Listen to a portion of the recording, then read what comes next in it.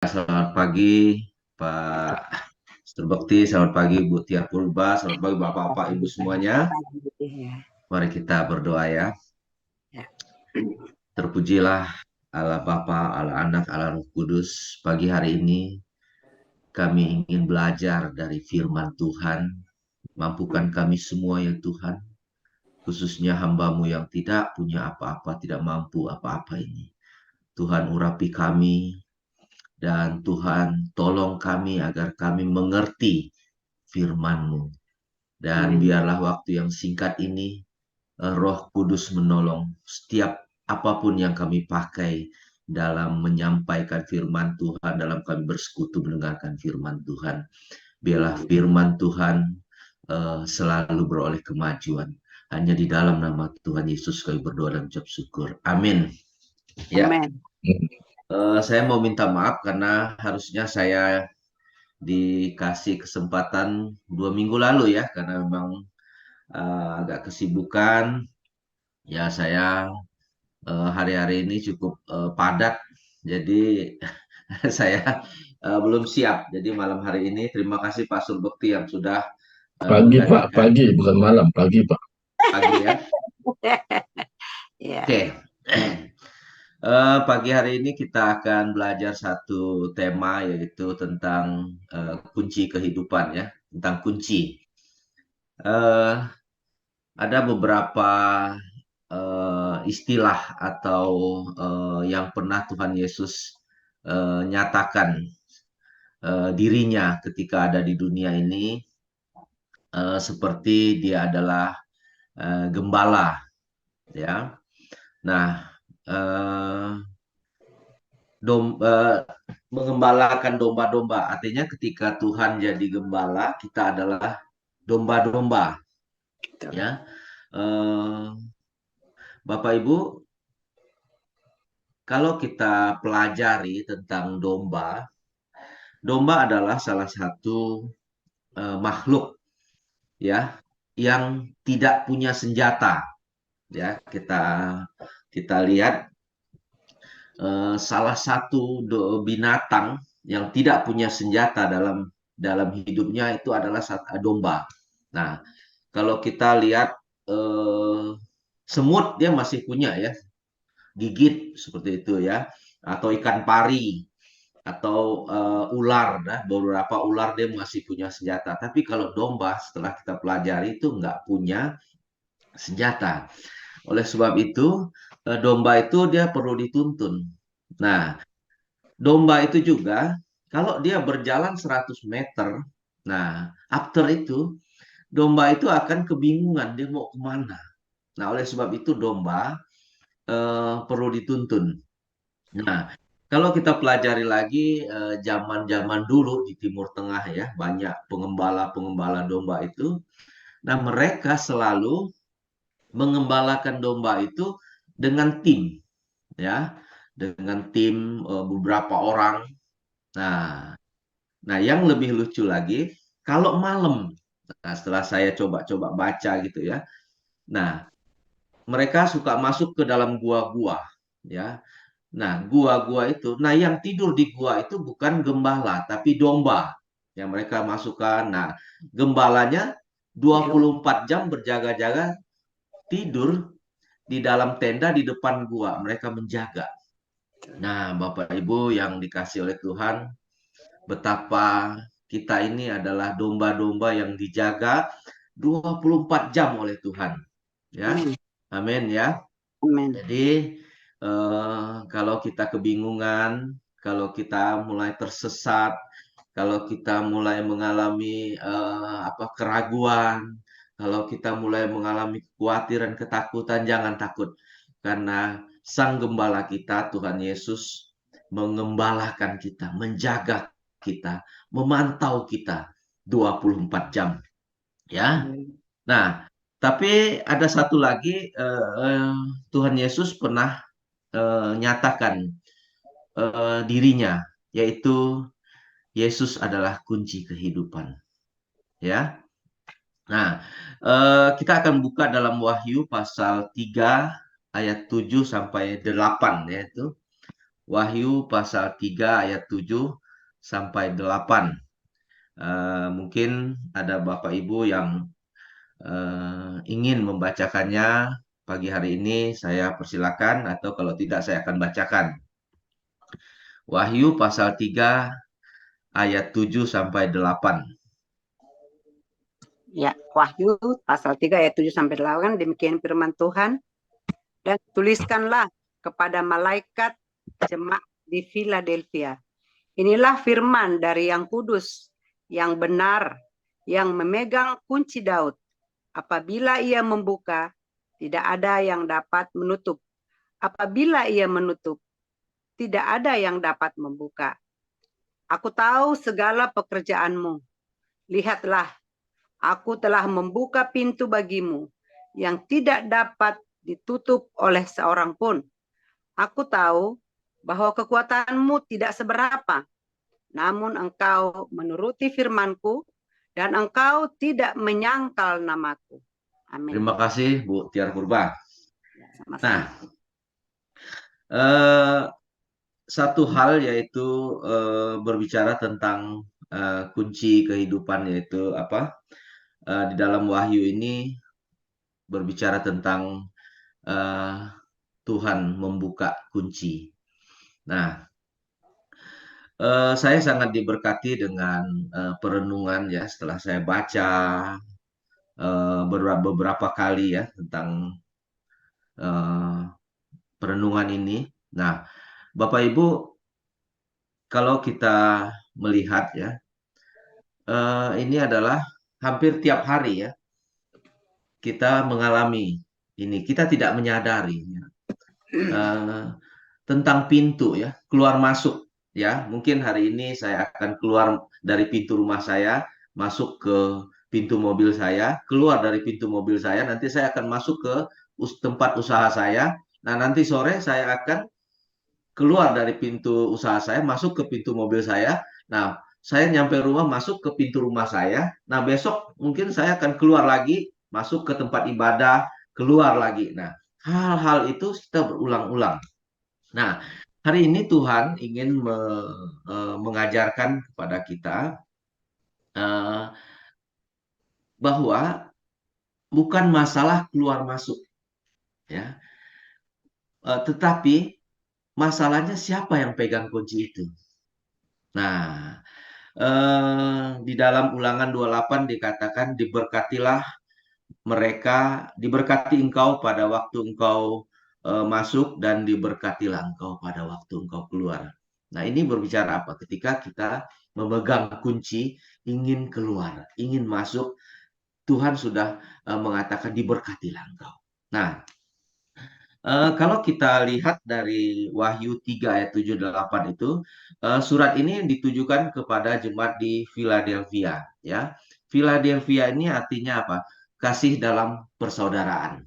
Ya, saya ulangi lagi, Philadelphia itu kasih dalam persaudaraan. Nah, Bapak Ibu, kalau kita semua atau jemaat Tuhan atau gereja Tuhan mempraktekkan kasih dalam persaudaraan ya, kita saling tolong menolong, saling mendoakan, saling menguatkan, maka ketika kita menghadapi masalah, kita sedang menghadapi kekhawatiran, cobaan, ini enggak, kita akan pasti keluar. Karena apa? Karena kita mempraktekkan Philadelphia ini, kasih dalam persaudaraan ya. Coba mari Bapak Ibu katakan, saya harus mempraktekkan kasih dalam persaudaraan. Philadelphia. Nah, mari kita lebih jauh ya. Kunci ini penting ya. Bukan begitu banyak kunci, tapi yang kita akan bahas ini adalah siapa yang memegang kunci kehidupan.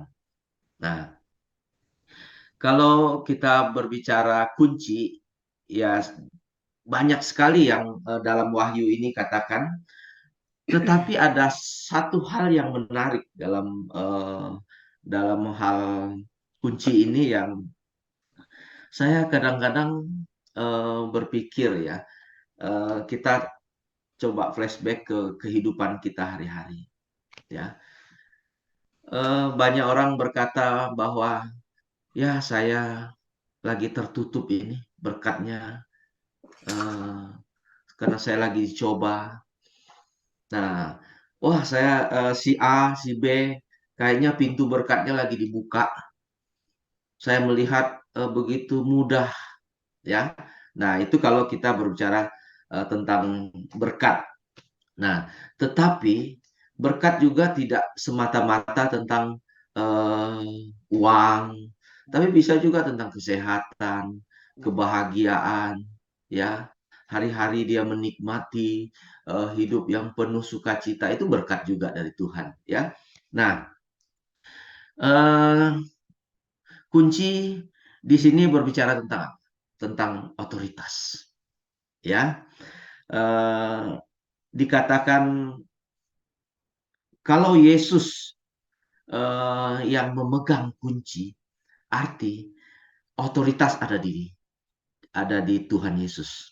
Nah, dikatakan tadi, kalau aku menutup, tidak ada seorang pun yang membuka. Kalau aku membuka, tidak ada seorang pun yang menutup. Tidak ada satu kuasa pun yang bisa menutup. Nah, hari-hari ini Tuhan sedang membukakan bagi kita pintu itu, ya. Karena dia katakan apa? Aku tahu segala pekerjaanmu, aku telah membuka pintu bagimu yang tidak dapat ditutup oleh seorang pun. Aku tahu bahwa kekuatanmu tidak seberapa, namun engkau menuruti firmanku dan engkau tidak menyangkal aku. Amin, saudara. Ya, Tuhan mengetahui hari-hari ini apa yang sedang kita lakukan, apa yang sedang kita hadapi.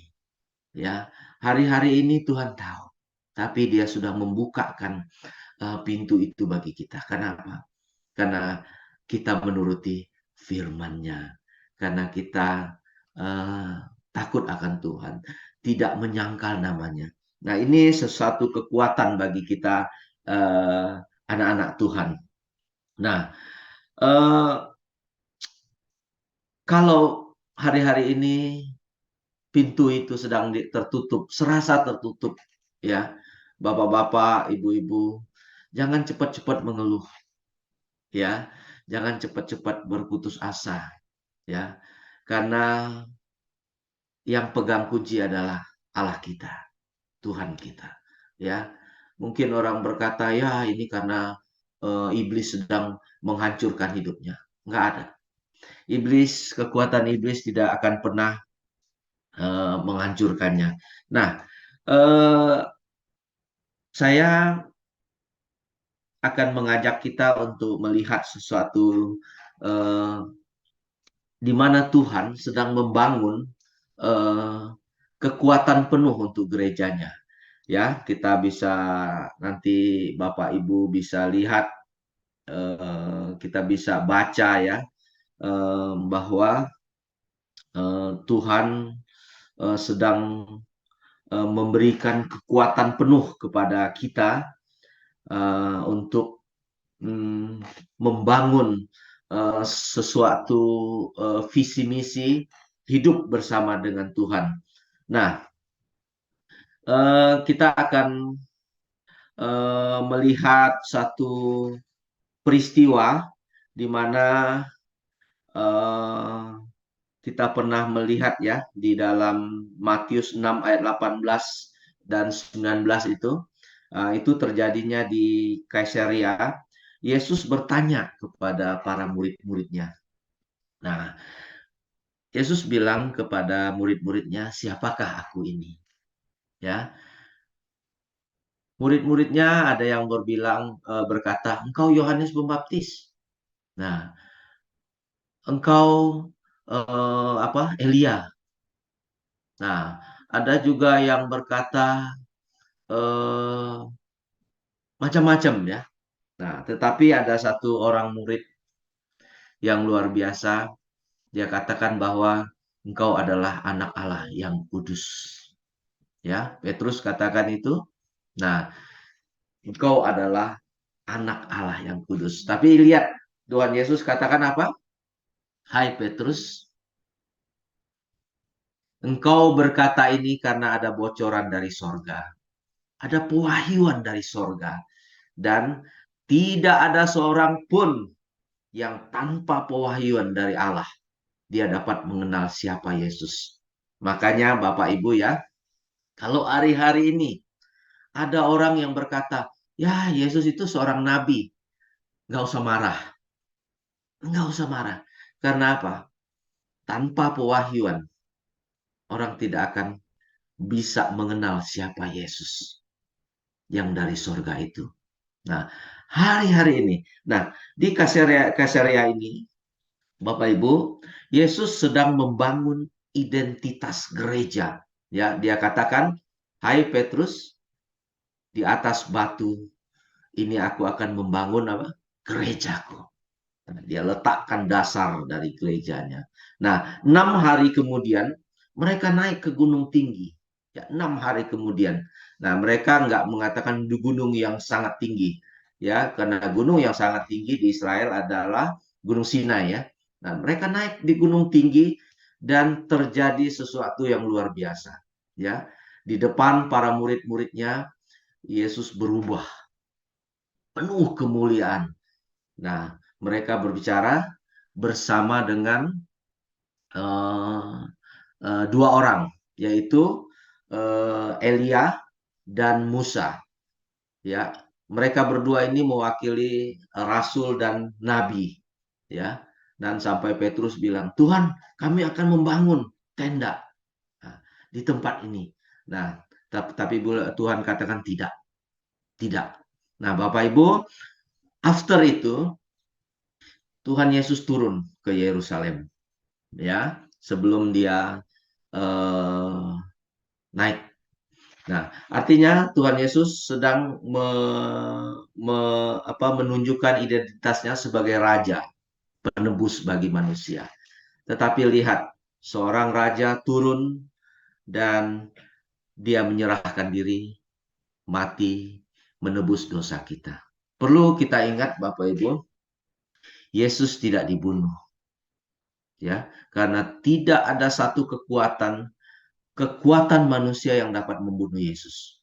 Ya, karena dia Tuhan. Ingat, ya, Yesus menyerahkan diri, mati menggantikan kita, menggantikan dosa kita di kayu salib. Jadi, lihat turun.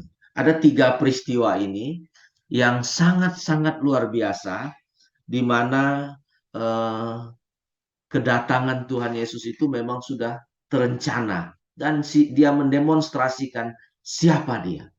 Ya, tujuannya untuk membangun sebuah kegerakan yaitu gereja, memperlihatkan kepada murid-muridnya siapa dia ketika mereka Tuhan bertemu dengan Elia dan Musa, dan ketika Tuhan turun ke Yerusalem dan menyerahkan diri sepenuhnya untuk penebusan kita di kayu salib. Nah, setelah itu kita bisa dapat melihat pergerakan Injil yang luar biasa sampai kepada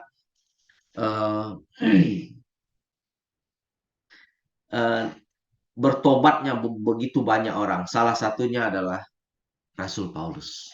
Nah, artinya hari-hari ini Tuhan sedang memberikan kunci kehidupan itu kepada kita. Dalam Wahyu tadi katakan apa? Tidak ada. Sebab inilah firman dari yang kudus dan yang benar. Nah, Bapak Ibu, kalau kita ingin mengalami kehidupan di mana Tuhan ingin membukakan kuasanya sebesar-besarnya dalam hidup kita, ingin membukakan apapun yang kita doakan, ingat, kita harus hidup dalam kekudusan dan kebenaran firman-Nya. Nah, hari-hari ini saya sangat bersyukur ya dengan persekutuan ini, di mana bapak-bapak, ibu-ibu semua yang mestinya jam-jam segini nih enak tidur ya, enak masih ya tidur, ini jam-jam enaknya tidur sampai jam 7, jam 8 gitu ya. Tetapi Bapak Ibu sudah harus mengambil komitmen untuk apa? Hidup kudus dan benar. Ya, berlutut berdoa, mendengarkan firman Tuhan, memuji Tuhan. Dan ini nggak semua orang bisa dapatkan, ya. Karena bapak-bapak, ibu-ibu sini sudah menemukan apa? Satu pewahyuan dari sorga, ya. Satu pewahyuan dari sorga tentang apa? Kunci ini. Nah, jangan takut, ya. Jikalau hari-hari ini kita sedang menghadapi begitu banyak cobaan, ya. Karena visi, misi kita jelas, tujuan kita jelas sorga, ya. Kita nggak ada keraguan lagi, visi misi kita jelas sorga, ya. Saya ingin ceritakan satu kisah, dan Bapak Ibu mungkin pernah dengar, ya. Dalam Alkitab itu ada seorang anak yang bermimpi, ya, dan mimpinya itu nggak masuk akal, sampai semua keluarganya itu apalah ya kalau zaman sekarang meremehkan dia gitu ya. Nah, dan mimpinya ini tidak sekali ya, beberapa kali. Untuk Tuhan mempertegaskan dia. Ya, itu Yusuf. Ya, Bapak Ibu melihat kisah Yusuf. Perjalanan hidupnya dari muda Tuhan sudah taruhkan visi misinya dalam hidupnya. Nah, kenapa Yusuf ini bisa mencapai satu visi misi Tuhan yang tepat dengan apa yang Tuhan katakan? Karena dia mengalami apa? Mengalami firman Tuhan. Hidup dalam kebenaran Tuhan. Mempraktekkan kebenaran. Melakukan kebenaran itu. Sampai visi dan misi yang Tuhan taruh dalam hidupnya waktu ia masih muda.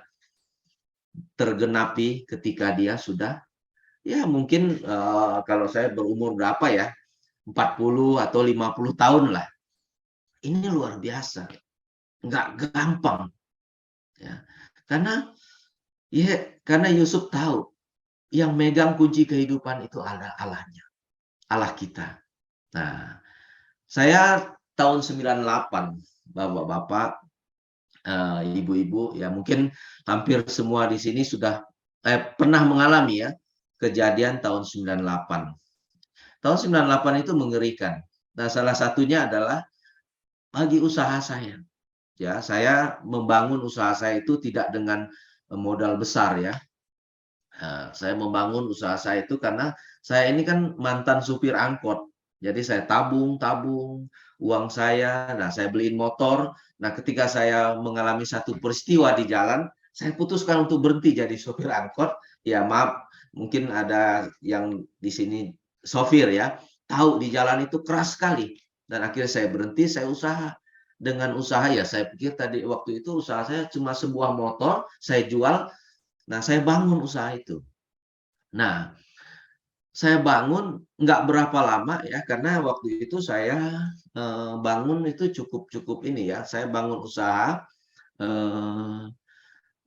lumayan nggak banyak orang lakukan. Saya itu menjual bahan-bahan kue ya, jadi bahan-bahan kue, bahan-bahan alat-alat masak gitu ya. Jadi kebutuhan-kebutuhan. Nah, saya ambilnya itu besar-besaran gitu. Waktu itu saya support ke home industry. Jadi banyak waktu itu kan pabrik-pabrik roti yang skala-skala kecil gitu ya. Nah, saya waktu itu dipercayakan oleh bos untuk mengelola uangnya, ya saya ambil dulu gitu ya. Seminggu, 2 minggu saya bayar, kembalikan. Nah begitu juga dengan di bawah saya, home industry ini banyak sekali yang ngambil utang dulu. Nah, 98 itu Bapak Ibu, toko saya memang tidak dijarah, enggak. Barangnya habis barangnya, saudara. Tetapi banyak yang enggak bayar. Nah, sampai satu titik saya datang itu ya Bapak Ibu, saya kaget. Saya cuma ngomong baik-baik. Itu satu bapak-bapak bilang gini, dia ambil golok, saya kaget itu. Kamu nggak tahu ya katanya, motor saya 8 kata dibawa kabur sama anak buah saya. Kamu mau nagih-nagih.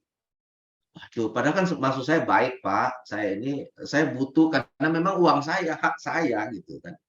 Nah, ini membuat saya jatuh. Wah, saya stres. Ini usaha saya sudah bangun, saya sudah apa gitu ya, saya harus mulai dari nol lagi. Nah, hutang-hutang saya, bos saya kan nggak mau tahu. Saya harus bayar. Nah, sementara di bawah saya nggak mau bayar. Dia bilang, kamu nggak tahu ya ini zaman krisis. Nah, ini saudara. Wah, saya bilang gimana ini? Nah, akhirnya satu-satunya cara adalah saya berlutut di hadapan Tuhan. Nah, saya datang ke beberapa distributor. Saya bilang, saya bukannya nggak mau bayar, tapi berilah saya waktu untuk saya bisa membayar karena nggak gampang untuk menagih dan usaha ini mulai nggak berjalan gitu karena memang udah nggak ada modal lagi saya. Nah, tapi disitulah kebesaran Tuhan ya.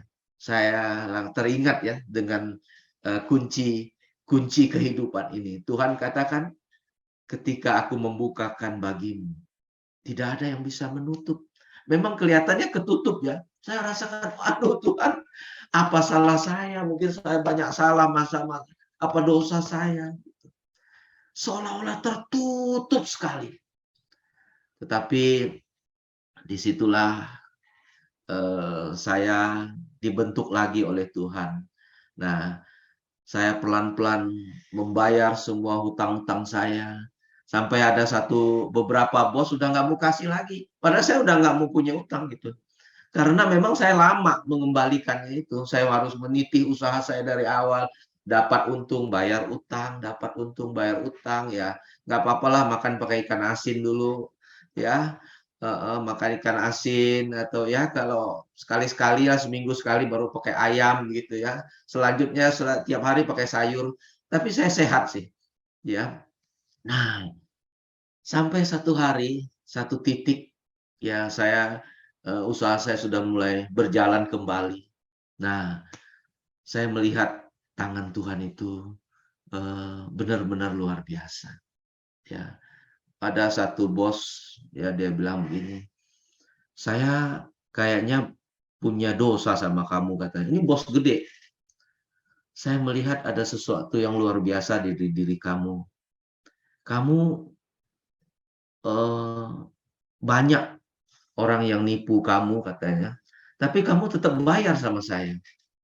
Nah, sekarang begini sajalah, saya akan lipat gandakan kirim barang ke kamu, unlimited. Wah, saya bilang ini suatu keajaiban. Dia bilang, kamu boleh bayar, boleh enggak, udah terserah kamu lah. Kapan kamu mau bayar, pokoknya kamu unlimited.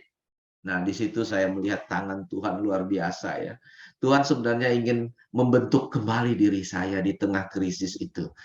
Tuhan ingin memperlihatkan kuasanya di tengah krisis ini. Nah, di sini saya melihat tangan Tuhan luar biasa. Dan saya lihat kunci itu memang dipegang oleh Tuhan. Bukan oleh siapa-siapa. Bapak Ibu, kalau hari-hari ini kita mengalami hal-hal yang saya alami, ya jangan buru-buru kita bersungut.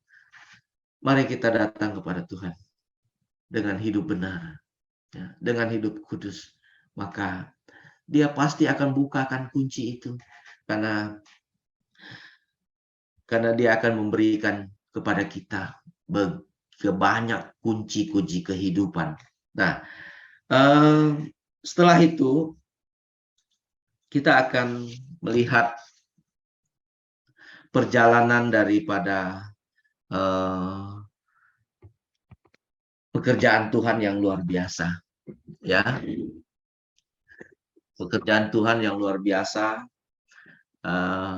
after dipanggilnya Paulus untuk memberitakan Injil, ya. Nah, Bapak Ibu, kita melihat kisah Paulus itu dalam Kisah Rasul 16 ayat 6 sampai 10. Nah, di situ juga berbicara tentang kunci. Nah,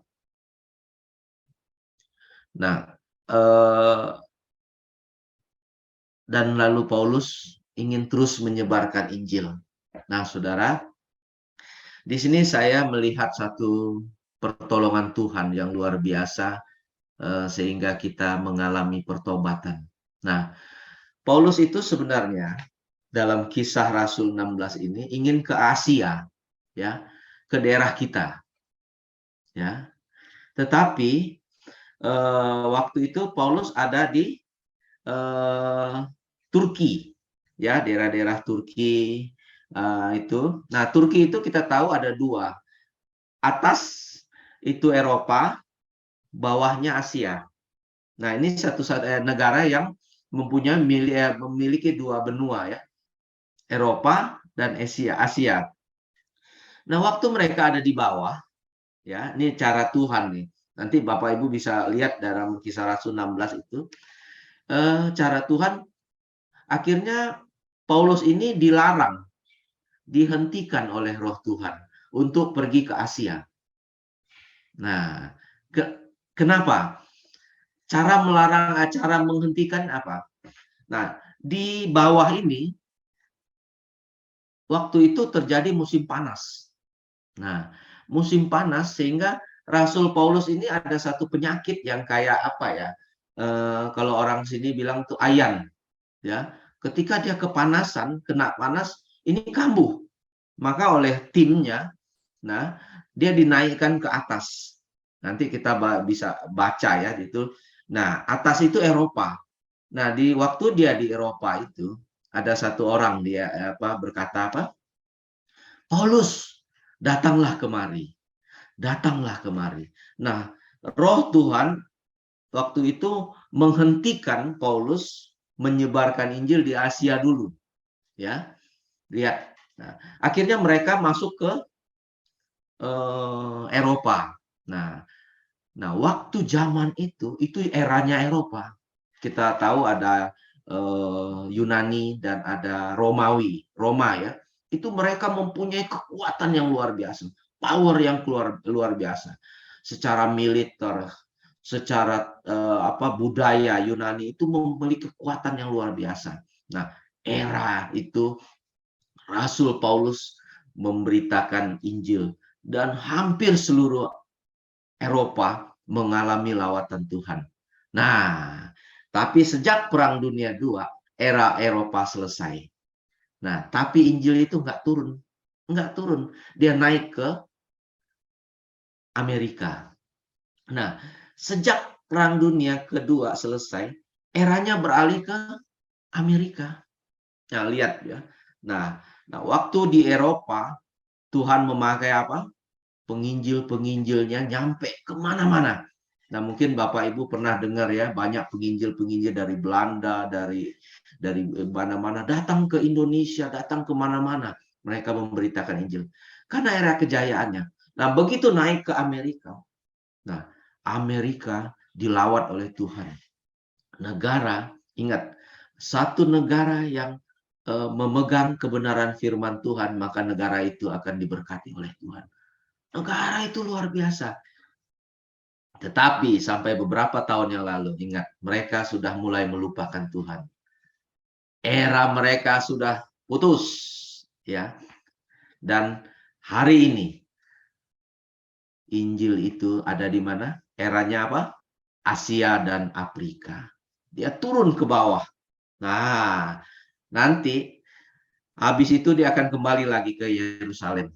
Artinya apa? Saya memang bukan teologi ya. Artinya apa? Sebentar lagi mungkin Tuhan mau datang.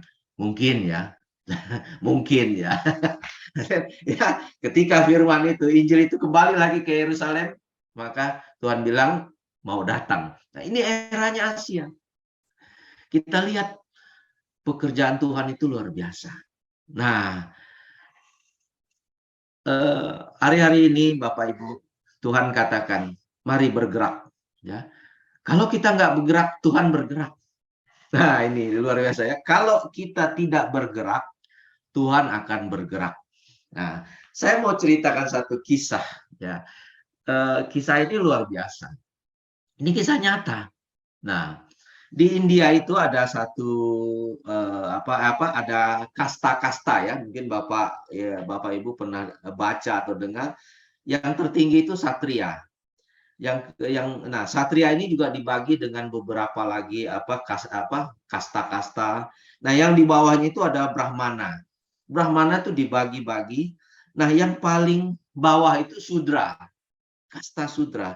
Nah, di kasta Sudra ini ada 160 kasta. Jadi di India ini banyak sekali ya. Ini paling rendah. Nah, dari 160 kasta ini ada kasta yang paling rendah, yaitu kasta domba. Nah, ada kasta yang paling rendah. Nah, mereka ini di lebih kasta ini lebih mulia hewan daripada mereka. Wah, ya, lebih mulia hewan. Nah, mereka ini beberapa tahun yang lalu mereka membaca seluruh kitab-kitab yang ada di dunia ini. Apa aja mereka baca. Nah, sampai akhirnya mereka baca Alkitab. Dari Kejadian sampai Wahyu. Nah, mereka itu kaget. Ya, di dalam kitab Samuel ada seorang gembala jadi raja. Daud. Ya, dan mereka baca lagi dalam Mazmur 23, Tuhan jadi gembalaku. Nah, dan mereka baca lagi dalam Perjanjian Lama bahwa Yesus Tuhan adalah gembala mereka. Nah, mereka nggak ada yang nginjili, tapi mereka akhirnya percaya Yesus. Dia bilang ini luar biasa. Seorang gembala jadi Tuhan.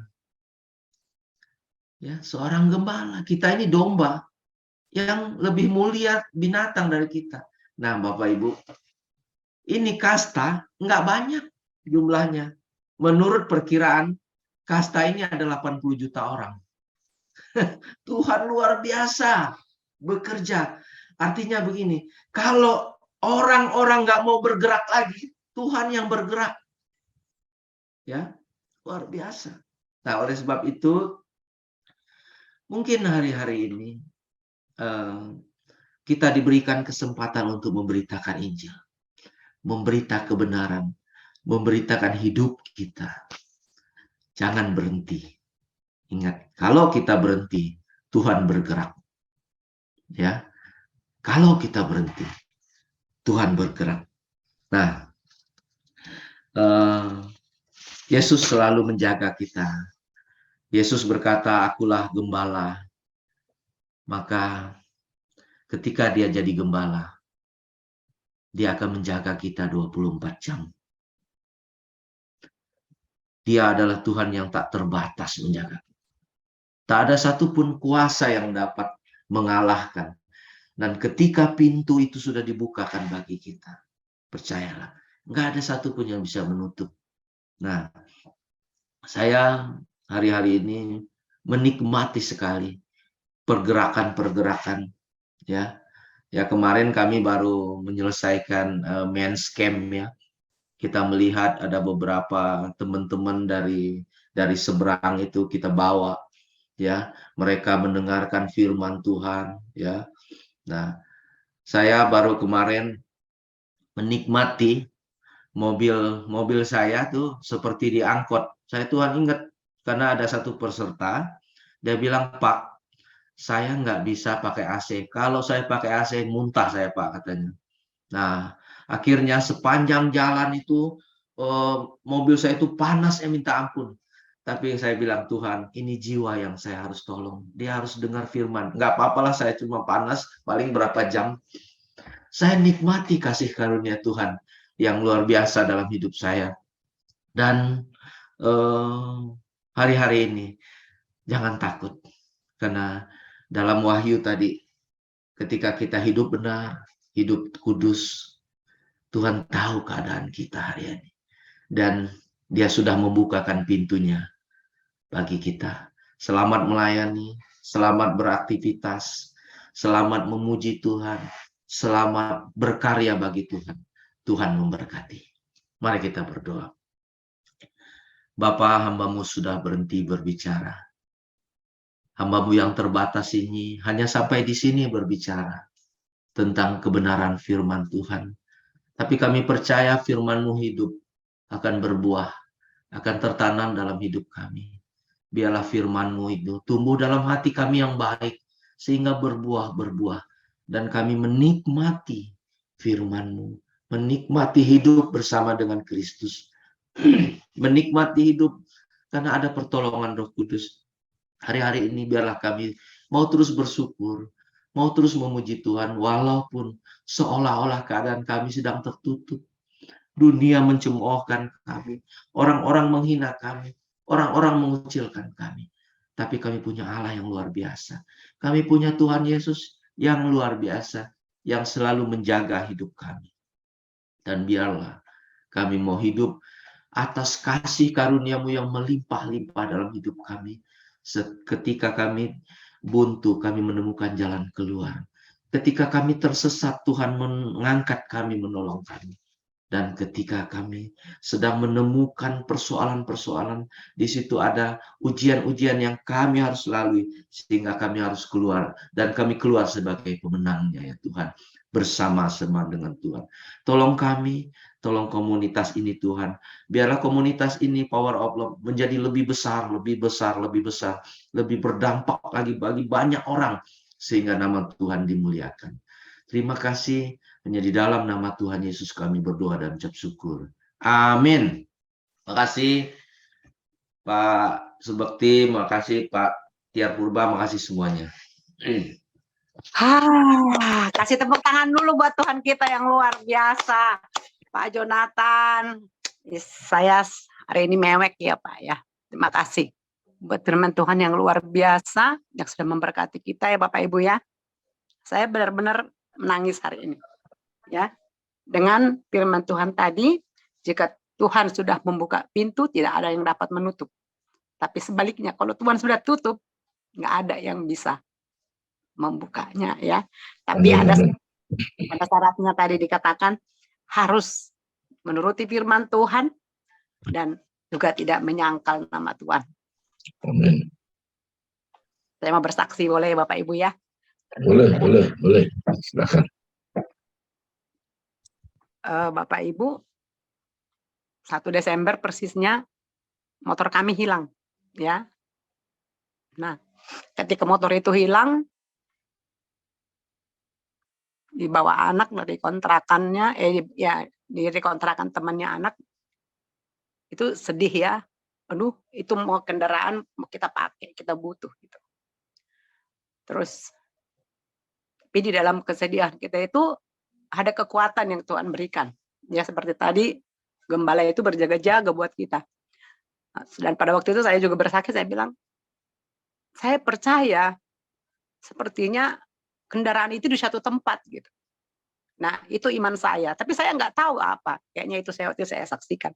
Tapi saya percaya nanti suatu saat itu akan Tuhan singkapkan gitu. Tapi hari ini Tuhan buka ketika hambanya menyampaikan firman ini. Yang saya mau ceritakan begini Bapak Ibu. Jadi ketika kendaraan itu waktu itu kami berencana ya dengan anak-anak, dengan keluarga, berencana gini, Mah, itu kan motor sudah tahun 2017 gitu. Terus ya kita jual aja Mah, gitu kan anak-anak ngomong. Terus dijual buat apa? Kita bikin DP lah gitu kan. Nanti untuk selanjutnya untuk yang ini biar kami gitu kan.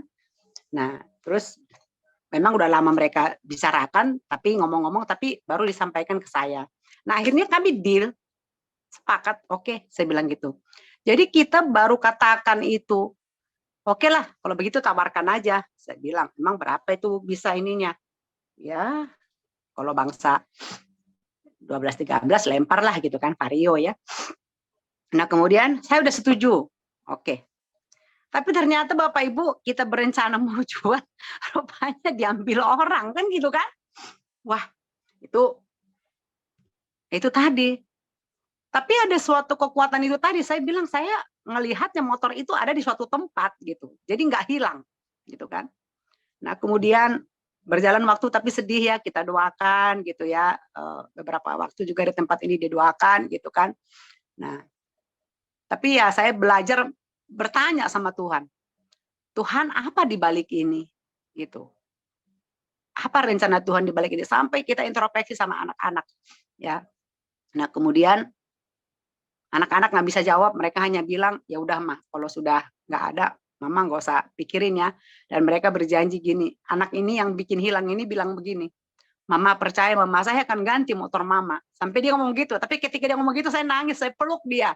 Saya bilang bukan motornya yang saya sayangkan, cuman gini, peristiwa ini kok bisa gitu loh. Kenapa? Ketika kita bersepakat kita mau lepas untuk sesuatu yang baru, tapi kok malah hilang gitu kan? Nah, ya kalau secara dunia melihat gini, percuma aja Butiar itu berdoa ya pagi. Buktinya motornya diambil orang. Kan contohnya begitu kan kalau dunia kan. Nah, terus itu, ya tapi itu tadi, saya percaya aja itu di suatu tempat. Nah, sehingga itu 1 Desember, saya pas ingat banget itu 1 Desember kejadian itu. Nah, kemudian berjalan waktu, saya terus percaya, ya terserah Tuhan lah, pasrah lah, I surrender all, gitu kan. Nah, kemudian rupanya bulan kemarin itu, entah kenapa ada temannya si anak itu datang ke rumah. Dia bilang begini, Abang, katanya, saya punya kendaraan. Saya ngambil 2 sama anak saya. Saya sekarang tidak mampu menyicil karena anak saya itu tidak mau lagi gitu kan. Dan itu baru bulan Juli, ya bulan Juli. Nah, kemudian kata si anak saya gini, Abang gimana sih? Kita aja motor Mama udah hilang, katanya kan tadinya itu rencana bla bla bla gitulah intinya. Nah, terus dia bilang gini, justru itulah katanya kan, saya ini deh, saya percaya sama Abang, sama keluarga di sini. Ambil aja itu mobil gitu kan. Ambil aja gitu kan. Lah anak ini kaget, ini bener apa gimana gitu kan. Terus dia sampaikan ke kami, bilang gini. Lah kita kan juga pakai perasaan, sudah berjalan dari bulan Juli. Terus dia bilang, terus bagaimana dengan uang Abang? Dia bilang, nantilah gampang, bisa diatur gitu. Nah terus saya kan orangnya nggak mau juga mudah percaya seperti itu. Setelah bicara, saya bilang, ya dia mengutarakan bahwa tadi, kalau saya pun paksa ini bayar, saya tidak sanggup membayar, yang ada nanti ditarik dealer, dan uang saya hilang. Dan dia ambil 2. Nah kalau 1 dan namanya jelek, nanti kan otomatis ya saya di blacklist di bank. Nah jadi karena itu, saya mau Abang yang ini gitu kan sama anak. Terus kita ngomong, kita berdoa, ya ada sebulan itu prosesnya kita doa dulu deh. Itu benar apa bagaimana gitu. Jadi dia bilang, saya tidak akan kasih sama orang kalau tidak sama keluarga ini. Dia sampai sebegitu ngototnya Bapak Ibu. Ya. Kemudian benar, akhirnya 2 minggu yang lalu itu kendaraan itu kita ambil. Itu tidak ngasih apa-apa, tapi ya kita bikinlah perjanjian, kita akan kembalikan ya sebagai daripada dia kalau ke dealer kan hilang semua uangnya, ya kan? Nah, jadi itu seperti itu. Jadi diberikan. Di situ hari ini kok Tuhan buka itu gitu, Pak Daniel gitu kan. Jadi ketika Tuhan tutup pintu tadi, motor hilang, ya, tapi saya pernah juga mengalami ini tahun 2015, ya. 2015 juga motor saya hilang. Oh, saya sering motor saya hilang. Jadi motor saya hilang. Nah, terus sama hamba Tuhan dinubuatin begini. Saya bilang gini, itu saya lagi bawa firman Tuhan, Bapak Ibu. Di gereja kami ibadah gabungan. Jadi anak saya pergi ke ini, kemana namanya? Anak saya pergi ke internet. Dulu masih internet ya, 2015. Dia ngeprint di sana ngerjain tugas tuh. Ini sama, anak yang sama yang bikin hilang. Ya, anak yang sama. Yang ketiga, benar-benar ini seru. Jadi dia ke sana hanya setengah jam, dia hanya ngeprint. Nah, kami di gereja, saya bawa firman. Selesai bawa firman, amin, amin. Datang anak saya yang kecil, dia bisikin. Di grup ada, di grup saya nggak buka kan, karena saya lagi melayani. Dia datang saya ke gereja, selesai amin, amin, kita udah mau salaman, mau sharing, ngomong-ngomong, fellowship, anak saya yang kecil datang, meluk saya. Mama, motor hilang dibikin kakak. Waduh, gimana Bapak Ibu nggak kebakaran jenggot ya? Saya gini memang spontan. Wah Tuhan, nggak salah ini. Gue tadi ngapain ya? Itu sampai kayak macam bermimpi saya tutup mata, saya pejamkan, saya terduduk gini. Saya duduk di depan, terduduk saya. Terus hamba Tuhan di sebelah saya ngelihat saya, ekspresi saya ada apa gitu kan? Karena anak meluk, saya terduduk. Terus bilang, ada apa Bu? Gitu kan? Saya belum cerita. Saya duduk, saya menjamkan mata dulu. Saya masuk ke konsistori, saya berdoa. Tuhan, saya nggak ngerti apa ini. Saya nggak ngerti. Saya bilang, benar-benar saya tidak ngerti. Saya hari ini Tuhan suruh bawa firman Tuhan. Tapi di tempat lain, Tuhan izinkan motor kami hilang hanya tempo nggak sampai 30 menit. Saya komplain tuh sama Tuhan. Ya. Nah kemudian, tapi ya boleh buat. Akhirnya saya pulang ke rumah. Setelah saya berdoa, saya lega, saya ceritakan sama teman, doakan ya motor kami hilang gitu kan. Diumumkanlah jadinya, didoakan kan gitu kan. Nah tapi pada waktu itu hari Minggu, hamba Tuhan berkhotbah. Ngomong gini, nubuatin Bapak Ibu. Kalau motor ibu itu hilang hari ini, besok Tuhan gantikan dengan sebuah mobil. Amin, saya bilang kencang. Dan itu benar terjadi Bapak Ibu. Jadi itu tadi ya Pak Daniel Jonathan. Makasih saya diingatkan hari ini. Jadi Tuhan kita itu luar biasa ya. Dahsyat. Jadi kalau dia tutup pintu yang satu, pasti dia akan buka pintu yang lebih ringan, yang lebih enak. Nah ingat lagi tuh ya, pikullah kuk yang kupasang. Ya, aku lemah lembut dan kuk itu ringan. Cocok buat kamu gitu. Jadi kalau kita mau minta yang ini memang harus datang kepada Tuhan. Itu saja Bapak Ibu. Makasih buat waktunya saya diberi kesempatan untuk bersaksi. Tuhan berkati semuanya.